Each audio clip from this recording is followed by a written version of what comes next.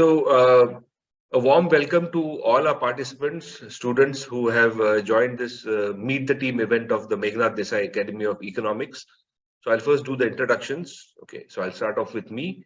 I am Professor Amlesh Karnekar. I teach data science and I'm also the Director of Academic Programs at MDAE. To introduce you to the team, I'll first introduce you to Tushar Poddar, who's the founding director of the Meghnad Desai Academy. Currently, he's in London and he's joining us from London. He's a strategist in emerging markets at Wellington Management. But formerly, he was a managing director at Goldman Sachs in India. He's been an economist at the International Monetary Fund, and he is a PhD from the London School of Economics. Yet to join us, will join us soon, is Dr. Niranjan Rajadhyaksha. He's a member of the Academic Advisory Board of MDAE. He currently holds the position of the Chief Executive Officer of Artha Global in India, which is an economic research organization. He's been the executive editor of Mint in India. And really, to me, he is a doyen of the topics of philosophy of economics and history of economic thought. When the official history of the Reserve Bank of India was written, the 5th volume, he was the member of the advisory committee. Next, we come to Dr. Bhagyashree Dabke, who is the program coordinator at MDAE. She's the one who our students rely on day in and day out. She's the guiding beacon for our students. She runs the program. And formerly the head of Department of Economics at KC College. So, folks, honestly, between Dr. Tushar Poddar, Dr. Niranjan Rajadhyaksha, and Dr. Dabke, I always say, if my kids want to study economics tomorrow, these are the go-to people. I would just send my kids to them so that, because I'm so sure that that's the correct way to nurture somebody in economics. We also have with us two of our alumni that we are so proud of. One is Mahima Soni, who's a senior executive at Deloitte, and she's in the financial economic advisory wing of Deloitte. And of course, she's going to talk to you all and tell you details about her work. And also a pleasure to welcome our alumnus, Ankita Ugar. So Mahima graduated from MDA 2 years ago. Ankita graduated last year. And Ankita is a behavioral researcher at Morningstar. So, that's the kind of stuff that impresses me, and because I have never done behavioral research. So she'll talk to you guys too. So this is the team, and we are really looking forward to a lot of interaction with all of you. But for now, I'll hand you over to Dr. Tushar Poddar, and he'll address you guys. Thank you. Thank you, Professor Karnekar, and welcome to all the students, prospective students, and others who have joined in to today's call. It's really a pleasure to be here. I also think that this is a particularly really exciting time to study economics. I thought I'll sort of spend a few minutes to tell you about what is happening globally from my vantage point, because we invest in 80 countries. We put to work about $1.4 trillion. We are the 5th largest investor in the world. And we get to meet all kinds of governments and central banks and companies around the world, including in India. We have about $10 billion invested in India at this point. So, there is a lot of things that are happening, and why I think that this is particularly a good time to study economics. First of all, the world is facing the largest inflation shock in 50 years. We have not had such a bad inflation shock in 50 years. Not in my lifetime, not in most of your lifetime have you seen inflation so high. Now, luckily, it's not that bad in India, but in the rest of the world, where I'm sitting right now in the UK, inflation is running at 11%. You have to go back to the World War, to see inflation at these levels. So these are really historic times. We're also seeing very historic actions by central banks and governments around the world. You may be following that The Federal Reserve continues to increase interest rates at an alarming rate. They have been increasing the cost of capital everywhere. And that has repercussions for all our lives. It makes capital scarcer, and it has reverberations throughout the developed world. Then, of course, we're still in a war. Europe is at war with Russia, the Ukraine war, which has bid up the price of oil, and many ramifications of that. Food and oil price shock is reverberating through the global economy. One thing that is affecting our farmers is fertilizer prices. Did you know that fertilizer prices in India have gone up by more than 2x in the last 12 months because of the war? And that means that Indian farmers are really struggling to reduce their costs, and a lot of this is being taken on by the government as subsidies to help them.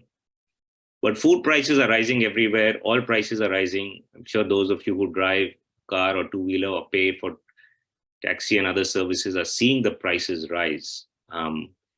So these are really historic times. We are also seeing the largest number of defaults, sovereign defaults, that we have seen in 30 years. Not since the early 90s have we seen so many countries going through a financial crisis, including some very close to our borders. Sri Lanka is in a crisis. Pakistan is very close to a crisis. Most of Africa, Ghana, Egypt, Ethiopia, these are all countries in crisis, and many other places. So we have not seen such a massive shock. And all of these are things that economists love to analyze, right? We provide you with the tools. We can make sense of this. We can advise governments and central banks. We can advise companies. We can invest in them. We can analyze them. We can do so many things with the tools that are at economists' disposal. When you have tight monetary policy, what happens? When you have tight fiscal policy, what happens? When currencies depreciate, what happens? These are all things that you learn when you study economics, and some of you may have done that at the undergrad level. But at the Meghnad Desai Academy, we really delve deeply into these issues. We help you with understanding these linkages so that when you come out of it, you have a much better sense. Of course, the process of education continues. It's a lifelong process that will continue. But I wanted to stress how important it is to study economics at this stage. Two other things which are really important, which are global events that are dominating our lives and will your lives as well. One is climate change. You are all witnessing climate events that once in 100 years, sometimes once in 500 years. The floods in Pakistan, if you saw, last year was a once in 100-year phenomenon. The typhoons that India is witnessing on the east and west coasts are something that we've not seen before in a long, long time. And it only gets worse. It's because of the CO2 emissions that are in the atmosphere. That's going to affect your lives. It's going to affect businesses. It's going to affect your jobs. It's going to affect everything that you do going forward. And so how do you deal with that? What are the tools that you need to understand climate change? So MDAE has taken the opportunity to introduce a couple of electives this year, sustainability electives, to help you understand these challenges, to make sense, to provide you with a framework. So these are really exciting developments which can help you in dealing with these issues. And of course, there are major global conflicts and trends such as supply chain migrations that are happening, away from China into other countries. How do you make sense of that?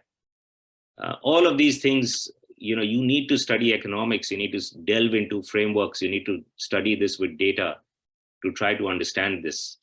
And that is what we try to do. We try to bring in policy and practice to the theory. MDAE is not a place where you will only learn theory. You will grapple with these issues. You will debate them. You will discuss them. Sometimes you'll be frustrated, but eventually you will come out, having learned something. And first of all, the main aim of the institution is to make you lifelong learners. To encourage or instill in you a passion for learning. So I just wanted to set the stage. Really, this is, we have many other speakers as well as you'll have many questions. And I see that my good friend Niranjan has joined. Welcome, Niranjan. It's a real pleasure to introduce you. There's no better person to talk about economics. Dr. Rajadhyaksha is has been fond of economics for most of his life and is a practicing economist for a very long time. Writes some of the most insightful articles and op-eds. I'm going to hand it over to him to talk about his views on what's happening. B, how he thinks MDAE adds to this, and anything else that he feels is relevant. So please, over to you. Thank you, Tushar. And first of all, my apologies for joining this meeting slightly late. I had some last-minute internet problems at home. So it's been my experience for many, many years that speaking after Tushar is a tough job because he covers so much territory and provides so much insight in 10 minutes that it's always a tough task to follow him, but I'll give it a shot. So this is an interesting time definitely for the global economy and the Indian economy. And I really don't want to, I got a sense, although I came late, about what Tushar spoke about. So I just want to focus perhaps a little more on the Indian economy. As Tushar said, that we are in a region where most countries around us are struggling. Sri Lanka, Pakistan, a lot of other countries which are broadly our peers are not in good shape. So, India is really one of the bright spots in the global economy. It doesn't mean that we are in some golden age or that we've cracked all our economic problems, far from it. But I think that somebody joining the economic stream right now will be joining at a very interesting juncture in India's economic history, because we've now, it's not just about size, right? We often read this that India has become a $3 trillion economy, wants to be a $5 trillion economy. That's a game of numbers, and that's, given our size, that's a done thing. You may miss it by a year or two, but it's quite obvious that India will keep growing. The real interesting thing is that India is at a juncture where a lot of things are aligned for India. The first is obviously what Tushar said, right? That the global geopolitics is changing, partly because of the COVID shock and partly because of the tussle between the US and China. And I think India is in a geopolitical sweet spot where lots of private sector as well as government attention is on India, which we can take advantage of. The second is that India in the past 10 years had slowed down, especially in the years before the pandemic, right? So it's not that the pandemic alone, gave us a shock. I think 2 or 3 years before that, Indian economy had already started slowing. But I think what's happened now is one of the problems we faced in those years, say broadly from 2012 to 2018 and all the way to 2022, was that Indian companies were highly leveraged. They had lots of debt on their balance sheets, and Indian banks were in a very, I wouldn't say fragile, but they had lots of bad loans on their books. I think what's happened over these 10 years, partly because of what companies have done, partly because of policy moves, is that our private enterprises and banks are in a much better financial shape. The reason I'm saying this is that when a point comes when private investment needs to pick up, the financial position of the companies and banks is much better. Companies are in a position to borrow, banks are in a position to lend. And the third thing is that a lot of this infrastructure build out we see, including digital infrastructure, right? It's one area again where India leads the world, and all of us, I suppose, that's now have migrated to the use of GPay, etc. But the UPI, but that's just one part of it. I think the broader financial infrastructure in India has improved. The digital infrastructure, physical infrastructure is improving. The GST has integrated the Indian economy right now. Goods can move across the country freely. So that will bring down the cost of business in India, and therefore that's another positive. So there's some really, really strong things going for India. But as I said, it doesn't mean that, success is ours for the taking. Hubris is very dangerous, that, premature overconfidence that we are going to do well. That it's a given right. So I'll just give you one data point. So the current Chief Economic Advisor to the Government of India, who is a good friend of most of the people on this call, and also was a professor, or rather he was part of the visiting faculty at MDAE. So that's just the sort of people who teach students at MDAE. So Dr. Anant Nageshwaran, he recently made a statement that India can grow at 6.5% a year over the next 10 years, which by world standards is very impressive. But the question to ask is that enough to meet the aspirations of India's large young population to get better jobs? So these are the problems, opportunities and problems which we face. And of course, there are, what has been taught in the past 2 years or 3 years is that there are also these what we call exogenous shocks, right? So there was COVID, there's the war in Ukraine that most countries were, not prepared, they were blindsided. I think climate change, Tushar bang on, is like the elephant in the room. Nobody has a good understanding of what the transition, how disruptive the transition. Tushar spoke about the risks at once, means the floods, the hurricanes, the heat waves which may destroy crops. But the transition from a economy which pollutes to a carbon neutral economy globally will be disruptive, right? Lots of old companies will have to shut down, industries will have to shut down, a new wave of innovation will have to happen.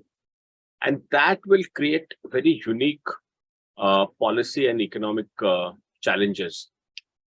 So all this requires economic thinking, right? So I think economic thinking is very important because there are 2 or 3 things which I think economists generally get. One is we realize that human beings, companies, whatever, they respond to incentives. So if the most obvious incentive obviously is the price incentive, but there are other incentives in an economy or in a system. The second is, so we understand, why individuals or why companies or why industries behave in a certain way. The other is that we are trained to think of the interconnections between, the economy is a very, very complex creature. So we tend to think about the overall system, it's system level understanding. So what fashionable or we call general equilibrium, right? So that's another thing which economists. And third is economics, even every across the world is now much more of an empirical subject. And, it's, of course, statistics, mathematics, econometrics is critical because you can't just speculate in a vacuum. You need data, you need to run models. And in the past 10 years, this entire area of data science has become very critical to economic research. And again, I think MDAE would be one of the few postgraduate places in India where data science gets so much attention, because really as a practicing economist, you have to have mastery over or dealing with large parts of data. So I think what we try to do, as Tushar said, is help you straddle both the theory and the practice. And just knowing the theory or just knowing how to run regressions does not make you a fully rounded economist. And I think that's been our attempt right from day one. One final thing, and I know that there are some ex-students here on the call, but I'm going to also speak a bit. I think the student experience at MDAE, I won't go into because, the individual experiences of anyone, but I think the exposure which students get in terms of the visiting faculty or even people coming into the academy to meet students. So I don't know if this was mentioned before, but the last 3 governors of the Reserve Bank of India have all met our students in closed door meetings, right? So it's Dr. Raghuram Rajan, Dr. Urjit Patel, and Shaktikanta Das. Several people who have been chief economic advisors, who have been IMF directors, plus economists in the private sector. So I think this sort of rich exposure to practicing economists, I think makes a big difference. That's one of the things which MDAE can be justifiably proud of. So I think that's all I have to say right now, but happy to take questions. And once again, slight apologies for joining the meeting a bit late. Yeah, thank you so much, Dr. Tushar and Dr. Niranjan. So, you heard such a lot about economics and from all the right people. Now, I'm going to talk to you a bit about the data science bit, because, okay, it's my guess that most of the participants who have joined the call are from an economics background or a finance background or a management background and so on and so forth. And one of the things we see students grappling with is one of the ponderables on their minds is where does data science fit into my plans for the future, or does it need to fit, etc.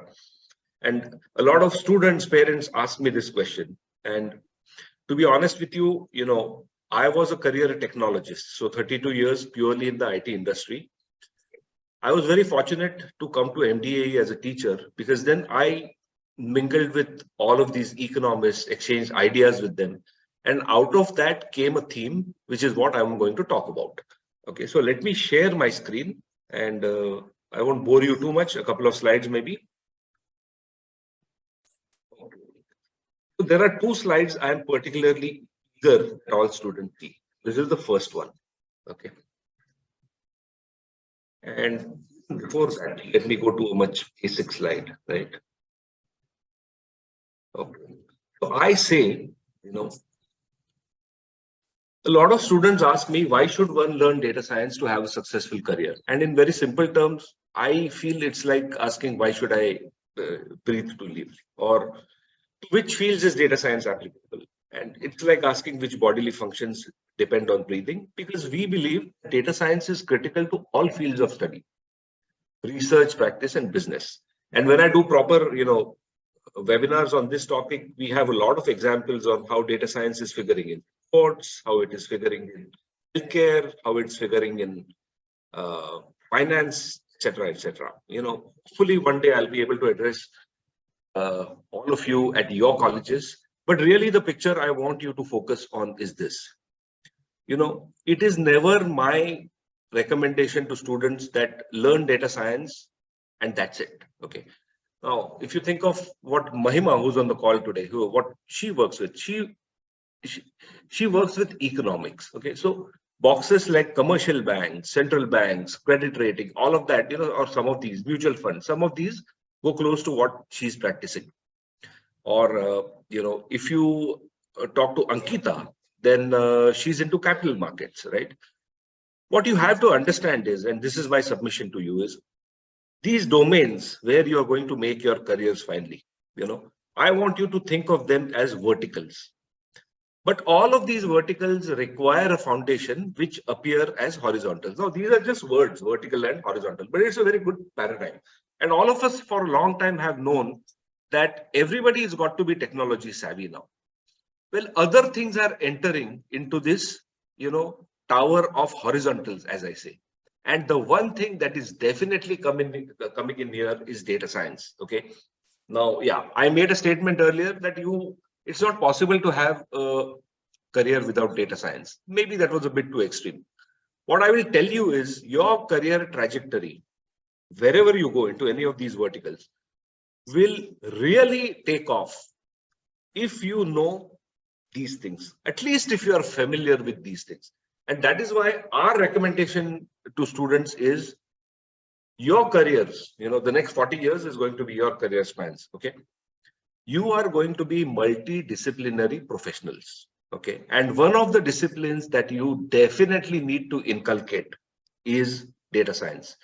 And when we talk data science, when we say data science, I don't even want to scare people by, making them believe that you have to be somebody who invents algorithms. No. You have to understand the structure of data. You have to be very comfortable with cleaning data. You have to be very comfortable with analyzing data. And surprisingly, even though the skill set, when we talk about the skill set, it tends to get very lengthy, which is what is there at the bottom of it. But as I always tell students, you don't have to learn all of these things at one go. But just expertise, extreme expertise in Microsoft Excel can be a multiplier for your career. Once you start using Microsoft Excel very meaningfully, then these other things like Python, algorithms, look, finally, there's dots which go into all of these topics. And what you want to do over a period of time is you want to connect all of those dots and then superimpose them on the domain in which you are working. So data science is not something to be worried about. It's not something to be scared about. And, and our students can tell you, it's very easy to befriend it. And when you do that, the kind of insights you will get into the domain that you're going to become a career professional in, whatever, one of these or any others, you will really start enjoying that practice. Okay. So this is the one submission I had to you. And the other thing, okay. So based on this, one principle that we try to adhere to at MDAE when we design our courses, when we enrich our courses, when we add new courses, etc. This is the picture that we have in mind as people who piece the curriculum together. Okay. So let me explain to you what this diagram means. Every student who comes to MDAE and graduates from MDAE is assured of this basic core of knowledge. You see this green thing here? It's a simple Venn diagram, right? And that basic core means that everybody who goes out of MDAE, graduates from MDAE, takes a slice of economics and finance and data science with them. Okay. Now, based on which program you choose, which electives you choose, you can decide in which way you want your career personality to grow, right? So, for example, once you have this core is assured, then if you say that, yeah, I got my core of economics, I got the basic knowledge, now I'm really interested in, the interplay of finance and data science, then by choice of your projects or your case studies or your electives, you would add this to your repertoire. Or if you said, yeah, I got this core, but I'm primarily interested in finance, then you would foray into this area. So when we design our courses, their contents, this is the picture that we have foremost in our mind. And I can go on talking about this, but really the proof of the pudding is in the eating. So what I want to do is I want to now call in our alumni who are on the call. So let's start first with Mahima. As I said, she's a senior executive at Deloitte, works in financial economic advisory, exciting things. I was talking to her, and I don't want to steal her thunder. So dispute management and settlement, she works with commercial clients. Really, you guys should be talking to her. So Mahima, two things I want to talk to you about. So let's come to the first thing. Tell our participant students what you do in your career. What is the work that you deliver on a day-to-day basis in Deloitte? Go ahead. So my team has two broad buckets, financial advisory and economic advisory. So under financial advisory, we look at dispute resolution and settlement. So let's say if I am party A and you are party B, and if we have a breach of contract, so we call in Deloitte for an independent assessment of the damages and we do quantification. So that primarily involves a lot of financial modeling, analyzing data and making sense of the data for putting forth the arguments. And for economic advisory, we do, I'm sure the people who have studied economics would know what an investment multiplier is. So we do impact assessment to understand that if, let's say, as a company, if I'm investing 1 rupee, what impact, direct and indirect, is it creating in the economy? So we handle those sort of projects. We also handle, we advise the Competition Commission of India to understand if there is, let's say if there's any merger or acquisition that's going to happen in the market. So if that transaction, will it hamper the competition? Will it not hamper the competition? So again, this sort of assessment also requires a lot of data analysis, number crunching, and making sense and drawing inferences from the data. So this is what I do on a day-to-day basis at Deloitte. Okay, fantastic. It's wonderful to talk to your own students after a couple of years of their industry experience, because you remember them in the classroom, and then quickly you guys grow to a point where I would like to be in a classroom that you are addressing. Okay, take that as a compliment. Anyways, the other thing, a really important thing that I want Ankita, and then you to come in and talk to the students about is, see, if I remember my days in undergraduate college, right, the last semester, life was a mixture of, canteen, quadrangle, and sometimes classroom. But I remember my last semester, and then that's when reality starts facing you, right? And the one thing I remember from those days is I just couldn't imagine how I was going to, make the transition from a college student to a participant in the world of careers and jobs. So, and there was nobody to prepare me, so we had to learn it the hard way. What I want Ankita to try and explain to the participants is, how did your tenure at MDAE help you prepare for the world of jobs? What role did MDAE play in you taking that position at Morningstar? Go ahead, Ankita, and then we'll come back to Mahima. Yeah, that's an interesting question. So I think MDA kind of played a very big role. So I remember before joining MDA, I finished my undergrad in econ, and then I joined MDA. And I think my main reason to join was to get my fundamentals straight. I think it's a reason for majority of students before they join. And I think that was the only criteria I thought of while I joined, and nothing really else. But after I joined, it was not just fundamentals, it was quite a lot I gained.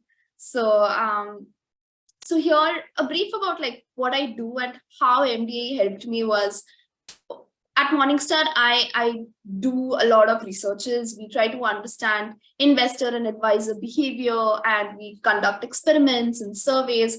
And it's not just restricted to conducting researches, but then we do design products as well, so that the user base can actually use these insights from our research and apply it in their day-to-day activity. So basically, advisors will get help understanding their clients, which are like prospective investors or investors, very well. So, when I look back, I think so at MDAE, the fundamentals such as like econometrics or economics, this is what I kind of gathered, but I never knew like how I'm going to apply it here when I joined. But from day one, actually, I was thrown a lot of data, and I was asked, this is a kind of a tool we are aiming to create. Now, what sort of analysis do you think we can conduct, and how do you even think this sort of a tool can come out? And it was interesting because I learned, so the faculty at econometrics, like here, taught the basics till quite an advanced level. And I kind of used that there, and I was able to conduct all sort of analysis and not just do that, but also was able to learn more things, because my basics were like so nice that I was able to go ahead and learn new advanced models. So it was interesting there. I think the next thing which I feel MDA helped me was also here we do, professors used to ask us, do conduct your own researches and do come out and give presentations and, things like that. So they used to push us a lot to be opinionated and give out your opinions, be individual, own it up and speak up. It's okay to be right, it's okay to be wrong, but it's good to go out and speak up. So here at Morningstar, I think for the past 2 years, I have been working and individually been handling a product, which is quite at a larger scale. And I was given it because they could see the confidence kind of, and I was able to, work on it solely and individually very well. And it was because here, when we were doing small projects, speaking up to professors and, giving our opinions, is kind of like where I learned to be that confident to even go ahead and represent myself globally at the team. So actually, these are kind of like small things which we do not realize we are learning, but these are kind of have a huge impact when you go out and present yourself. So apart from like studies and learning, I think these extracurricular or like social skills are something I clearly learned here. And yeah, that is it. That's like kind of small things out of such huge things I've learned. So yeah, I do not want to take much time, but we can discuss further as well. Yeah. Okay. Now, for all our participants, I dropped a message on the chat box. If you have any questions, just raise your hand. I can unmute you because it's a small gathering. So, and you can just speak out. For example, I see Pranav on the call, who, I interviewed a few days ago. So guys, this will really get more lively if we get questions from you. And please understand one thing. When we deliver courses at MDAE, all of us, the first thing we say to our students is, there is no such thing as a stupid question. Okay. So just go ahead and ask those questions, because out of the most basic of questions can ensue a discussion which is so rich, and it really enlightens everybody. So Pranav, yeah, I see you have raised your hand. I'm going to come to you, but just let me go back to Mahima a bit. So Mahima, what is it that you want to say around the same things? What did life at MDAE mean for you? And we keep on saying that it is our best effort to make sure that students are enabled to cross the chasm between a happy undergraduate, delightful student life and the world of jobs, which is exciting, but at the same time is challenging. How do you reminisce when you look back on your days at MDAE? So I'll try to keep my answer as relatable as possible, because not too long ago, we were also on the other side of the table. So I will start by saying that the objective with which I joined Meghnad Desai was, one, to understand more about the different fields of economics, because right until graduation, I had just learned macroeconomics. And the second thing that I wanted to work on is my quantitative skills. So for context, I did not study maths after 10th, and I was always a very quant-averse person. So I thought that, I'll take this year to develop those skills. And while, of course, I didn't meet these objectives, but two tangible things that I also gained along the way was, one, that I came out of this process of rote learning and understanding things by logic. So unfortunately, my entire education till my graduation was that, you mug up, you get your marks and move on. But I never really understood what is happening, why is it, never really understood the logic. And this habit, all our professors at Meghnad Desai challenged from day one, and they told us that this course is designed in a way that you need to get out of that habit, question, and think logically. So I remember in fact, one of the data science programming quizzes, everybody was so concerned about the marks that people never really bothered to understand the logic behind the code. And in one such quiz, I think the entire class average was 2 out of 10. And everybody was so concerned about the marks, even after getting the results. And then professor told us that take a step back and understand that, what is happening. What is the logic behind the code? Like if you're doing a nested for loop, what will be the iterations? Try to debug and try to come up with a solution. So that's something that was common across all the courses that I took.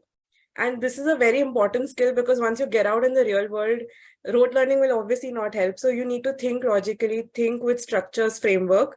So that's one thing I learned. And the second thing that I want to mention is the relationships that I formed here. So with the faculty, with the batchmates, and with the alumni. So, faculties, I am still in touch with most of my faculties. I call them up to seek guidance. My batchmates, though, we haven't been in touch for a very long time, but I know if there's any professional or personal help, they'll just be a call away.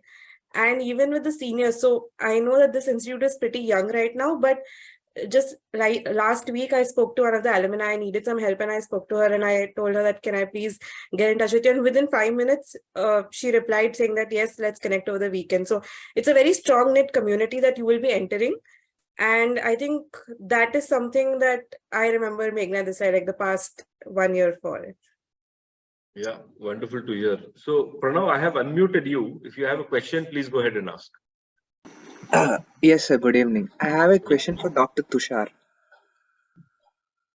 Go ahead. Yes, sir. So, Go ahead. yes, sir. So, currently in the UK economy, we see that the inflation is touching the sky. So, what are your thoughts on the way Rishi Sunak is handling the economy, and what are your views on UK economy, and how would the inflation shape in the future? Yeah, so thanks for that question, Pranav. It is a really difficult task for Rishi Sunak to control inflation at 10-11%. The economy is in recession.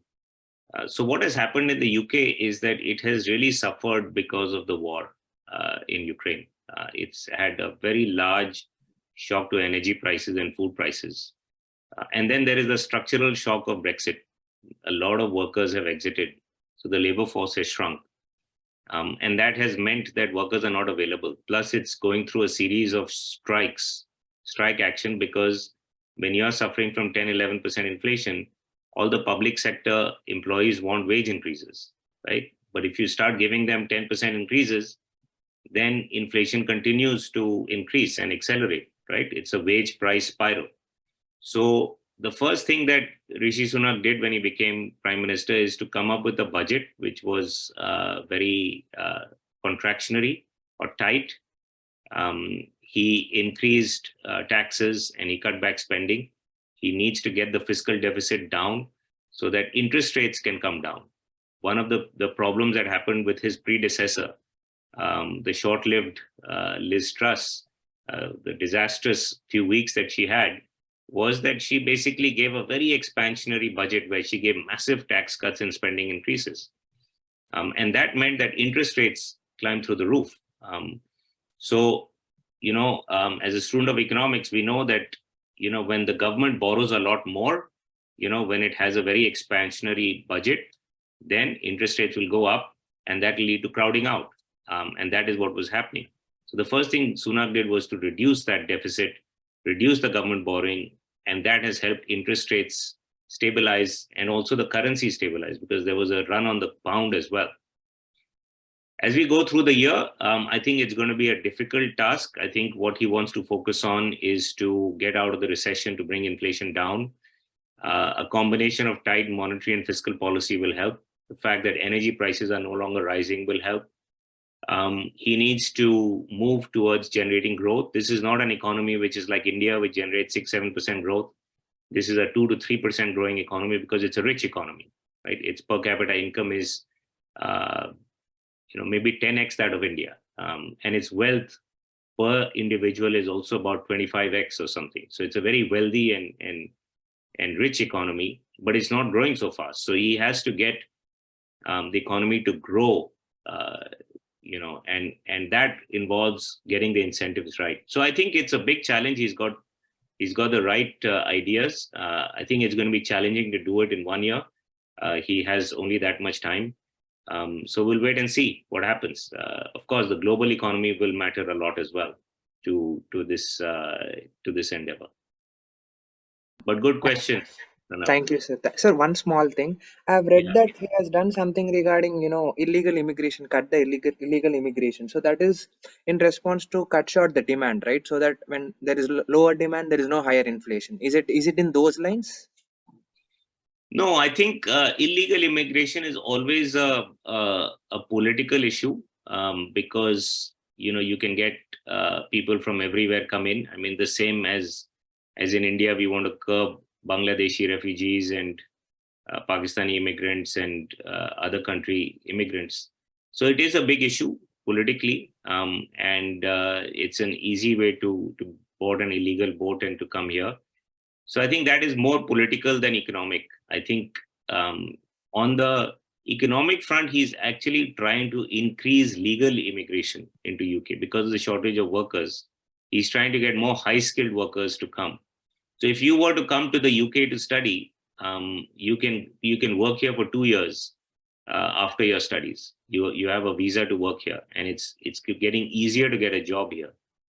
So several of MDAE alumni are now in the UK, either studying or working or looking to get jobs, because it's become easier to do that as a high-skilled worker.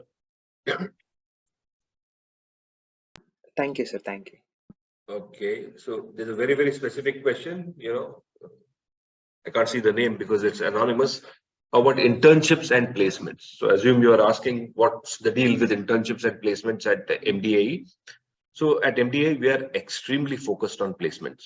Okay, so I mean, the talk about placements and the action about placements starts from even before you actually get into your classroom, because there's a team which spends time collecting all information about you that you submitted through your application forms. They call you, and a pretty elaborate Excel sheet is prepared about students, their strengths, their aspirations, their backgrounds, etc.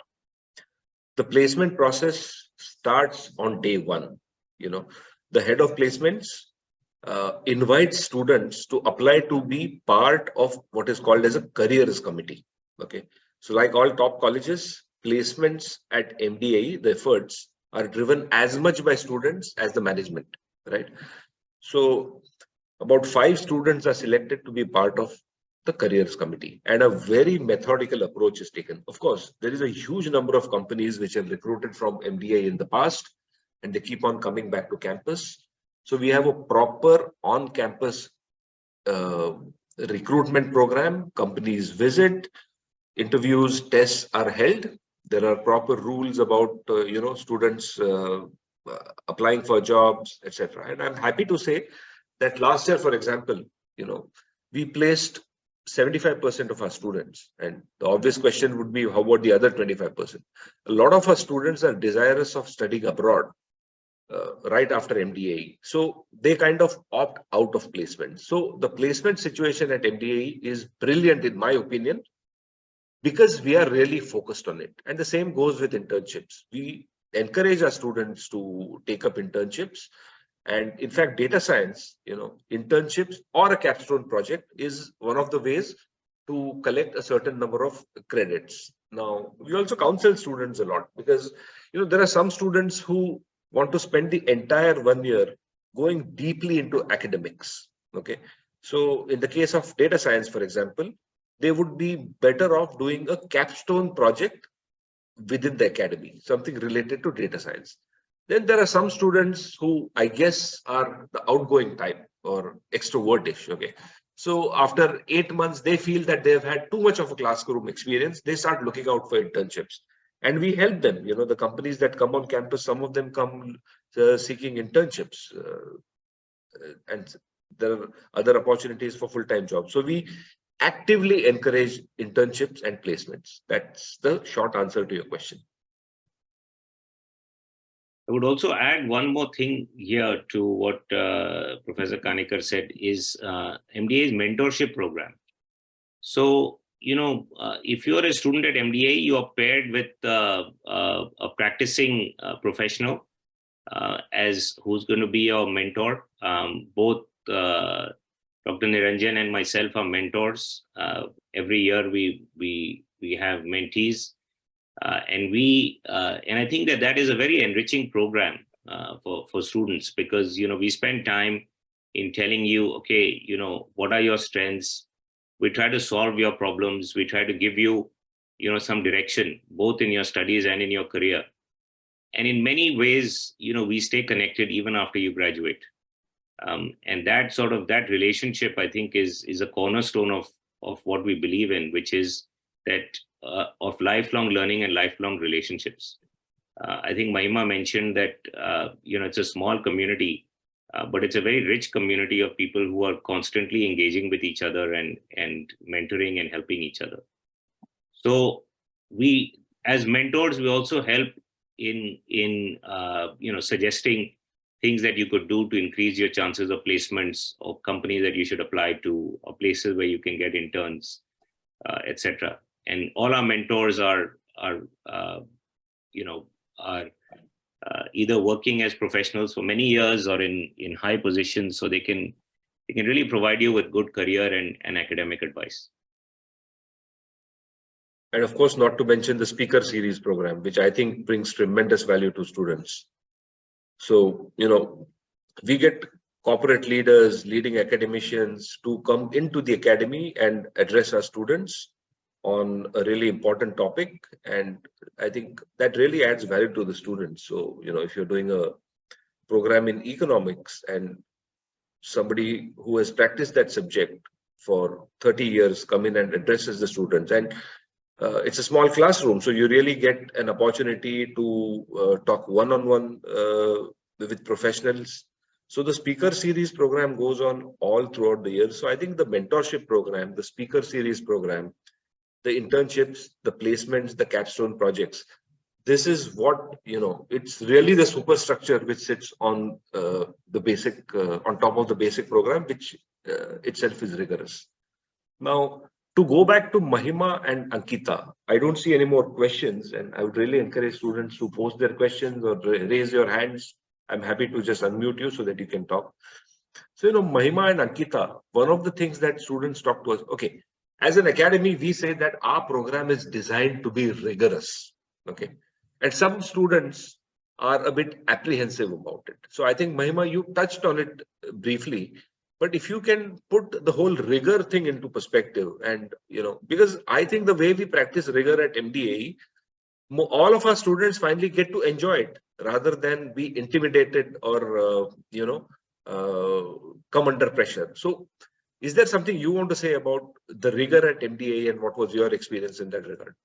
So while I agree the course is rigorous because it's a one-year course, and at one point, so we also had 2 core courses going on parallelly, but it is manageable because, for instance, like you mentioned, in the end, the process becomes very joyful. So we were working in teams and for a macro project. And every week we used to have presentations, and sir had set very high standards that he wanted a certain level of presentations, and he used to randomly pick teams and we were not even told at which team would be presenting. So we had 8 teams in the class and everybody was presenting for a topic, for example. So that was very rigorous and challenging for those 2 months. But I think those presentations, those rigor actually helped. And once you get out in the corporate world, this rigor is important because the corporate is going to be rigorous. So Meghnad Desai will prepare you well for the corporate world. And I think Ankita would also agree that those presentations are actually very good. We got a chance to learn so much, and the live feedback that we used to get for our work. And sir was very, very demanding when it came to the sort of analysis also that we did. He just didn't want basic data analysis. He wanted in detail analysis, and the questions that we were asked, we were judged on that. So rigor is definitely important. I think that's what I feel. And it's not going to be very challenging. It's going to be manageable. Okay. And also the 2 of you, if you can, so I haven't spoken to you about this, but next year we're introducing 2 new electives. Okay. One, of course, is what Dr. Tushar Poddar spoke about, sustainability, right? So I would really like Ankita to talk about it because she's a behavioral research and Morningstar, and I think that really sits squarely in her in the ballpark of her career. So one is sustainability. The other is we are going to introduce an elective which we have labeled as problem-solving strategies. Okay, and which will kind of inculcate algorithmic thinking. So how to learn in fact, even the Python course now, we have made it more applied, and actually students get introduced to algorithmic thinking. But we're just going ahead and introducing a new elective. And this is based on, what we hear from you guys as to what kind of questions you had to face in interviews or what kind of challenges you had to face in your jobs. So Ankita, first what is your view about the sustainability elective which we are introducing next year? So, yeah, this is quite interesting and exciting, to be honest. I feel like I'm missing out on that. We didn't have that elective, but I think it's a quite hot, popular topic right now. And when I look at it from my career or like at Morningstar, I think it's more to do with people are getting quite aware of, what's happening. It's mattering to them. it matters to them. So now when we speak about investors in that terms, I think we started to look into like what sort or to what extent do people, why does it care? And like to what extent is it important for them? So from there, it starts on to the companies and corporates to also inculcate these things into them, because this is what people are looking for at the end of the day. So I think it's quite interesting, and this is just one angle to it, but it's quite important given, as Dr. Tushar said, that, if we understand what is happening with sustainability or like climate change and stuff, it's going to impact, it has huge impact into various different areas. So if we don't understand this, there are a lot of things which we will just never be able to link or create a map to. So yeah, it's quite important and interesting. Yeah. Great. And Mahima, if you remember the math stats course, I'm sure, once in a while there were these forays into puzzle solving. And for a long time, all of us have wondered, how does it fit in there and why do we have it in there? And over a period of time, based on, what we hear from students about questions in interviews, basically what organizations are looking for. Yes. So, nobody asks you pointed questions in interviews about, what is a normal distribution. But what organizations are really looking for is thinking people who can apply their minds to problems. Yes. And then all the skills, all the arrows in your academic quiver, then apply them. So what do you think about this elective where we introduce them to algorithms, problem solving strategies, etc.? I am happy to someday go over the curriculum with you, but off the bat, what's your feeling? So I think it's a very important skill set, because problem solving as a skill set is something that's transferable. So academics is your starting point, and then in your career also you will require these skill sets no matter which career you choose. So I remember, for instance, in my interview, they had asked me to arrive at a financial ratio, and I did not come from a finance background, so I didn't know. But what I knew is that how do I reach from the top line to the bottom line? So I derived it for them. And she said that is what we were looking for, that ability to break down big problems into small problems.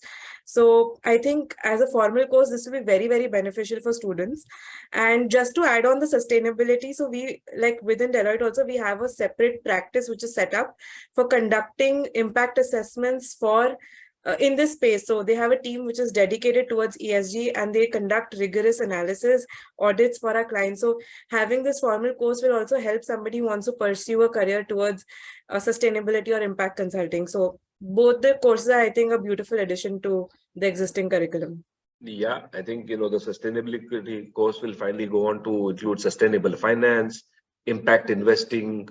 I'm also learning all the jargon, the 3P, bottom line, etc., etc. So really excited to hear that you guys are already working with it, and maybe I don't think we are getting into it even a day sooner.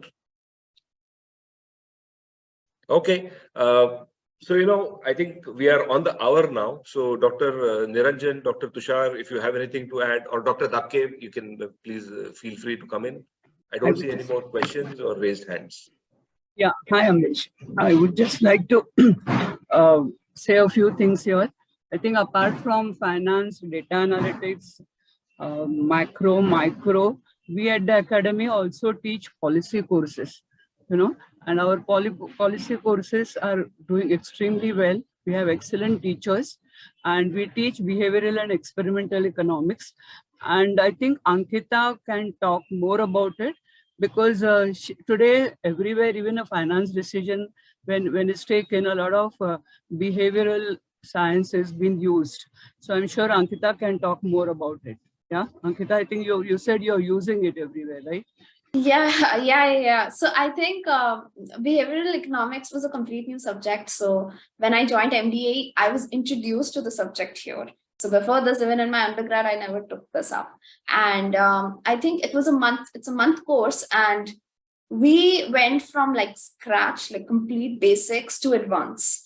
And that is just beautiful to see how the journey moves. And it's not just we sit in a class and we listen to what the jargons are, or what is nudge, or what is heuristics or something. But it's also, we are asked to think in lines of, we come up with scenarios, or we do case studies and give our opinions and stuff like this. So it was more of an interactive session, which was really nice. It helped us, it made us all very interested, honestly, to grow. And we were even asked to come up with basically conduct our own researches and come up with a nudge of how you would improve on these kind of problems, which was also very interesting. So I think these kind of things made us think so much more, and helped us understand what behavioral science is and how we apply it in our day-to-day life. So that's a very nice course, yeah. And to be honest, I think I got my job because I got to do that course here. In my interview, I had like rapid fire questions, like 40 questions shot at me, and I had to give answers from statistics to ML to economics and behavioral economics. And I think this course helped me so much. I was able to like answer quite a lot of those questions. Yeah.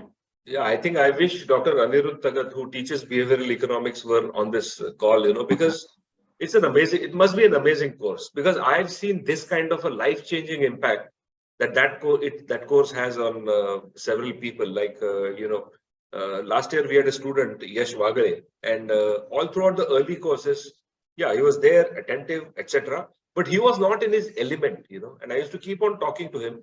And then when the behavioral economics course started, Yash really came into his own, and later he went on to Europe to do his master's in behavioral research.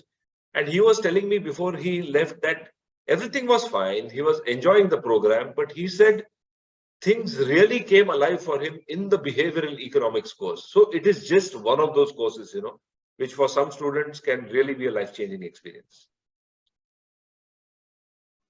And one more unique feature of the academy is we have a right kind of blend between academics and practical approach, which is very rare and which is not really taught everywhere. So it's not only academics, but we teach our students how to use the theory in the real world.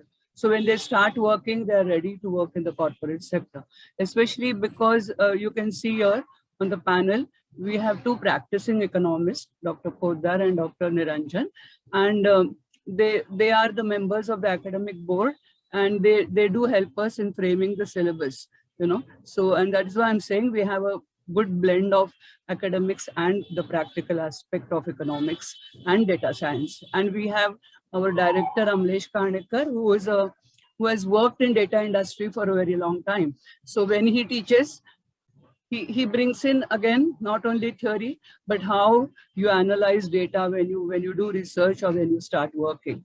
And so I think that's the best part of MDAE, I must say. And even all our professors have worked in the industry, in the corporate sector. So they bring that flavor on the table, while teaching. And that's the beauty of this course. And I can say that the 5 years that I have been with MDAE, I have been as much student as a teacher. Yeah. Because, I'm from the technology industry. So, it's very easy to get blinders on you. But when I came to MDAE is when I started interacting with economists, those who taught economics. And it's really been a fantastic journey. And for me, I feel a lot more blended today, right? And that's why I drew that diagram of, vertical domains and the horizontals, which are really foundational, like technology, analytics, data science, algorithms, etc. So, we learn all the time, and it's been a great journey for me for these 5 years. Looks like Pranav has a question. Yeah, Pranav, you are unmuted. Go ahead. Yeah, yes, sir.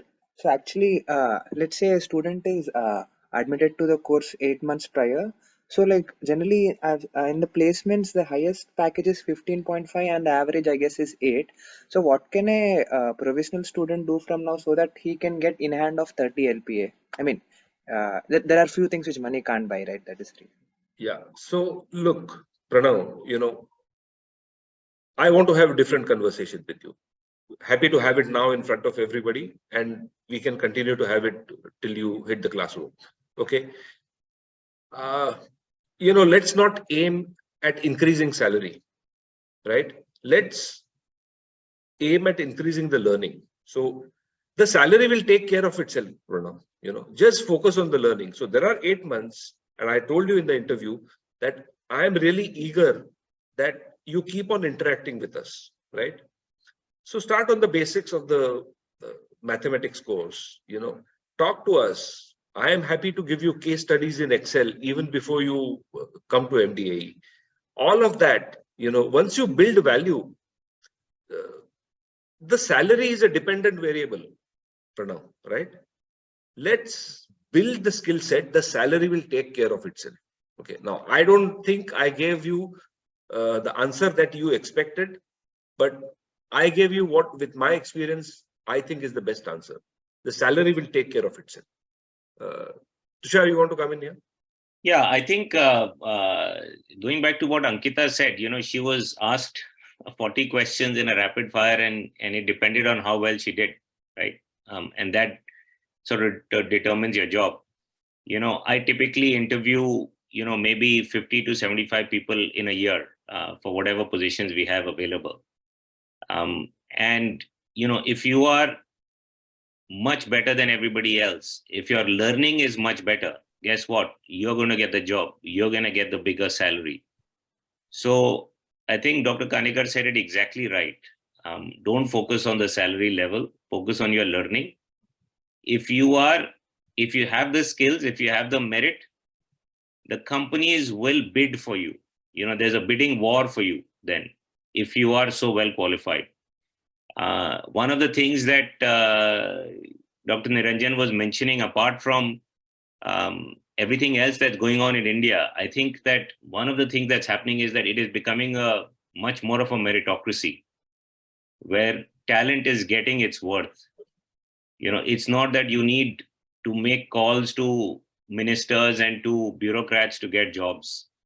If you are qualified, if you are very good at what you do, companies will find you and hire you and give you good salaries. So make sure you focus on the learning, and let the companies worry about salary levels, because if you are a hot property, they'll bid for you, and then you can command a premium. And Pranav, another way of looking at it, let's say I left my grand philosophy aside and I really started working with you in these 8 months to prep you for a 20 lakh job. But maybe you are good enough for 30, right? So if I work on that salary objective, maybe we'll be constraining your potential. So let's work on the content. Just keep on calling me. Let's get you ready for the courses, so that you will be the star that, you'll be the anchor that the entire batch will revolve around. And, the rest will take care of itself. Sure, sir. One more point I wanted to quickly make, Pranav, is that if your working career is 40 years, your starting salary is just 1 year. You need to worry about the growth rate. Okay. And that comes when you have skills and development. I can't even remember where I was when I started, right? You always start low and then you start to increase. So those who worry about only the starting salary are missing the big picture. They're thinking very short term. Ask Mahima, ask Ankita. It's how you grow from here. I'm sure they are also planning, I hope they are, for the next 5 years and 10 years, and not for the immediate job that they get. Okay, so worry about increasing your potential for the next 20 years, not for the next year. Okay. Yeah. Another way of putting it, Pranav, is chase value, because money chases value. So why do you want to chase money? Money is a slimy moving target, but value is a stable, valuable target. Chase it and the money will come to you. Yes, sir. Yes, sir. Sure. Thank you, sir.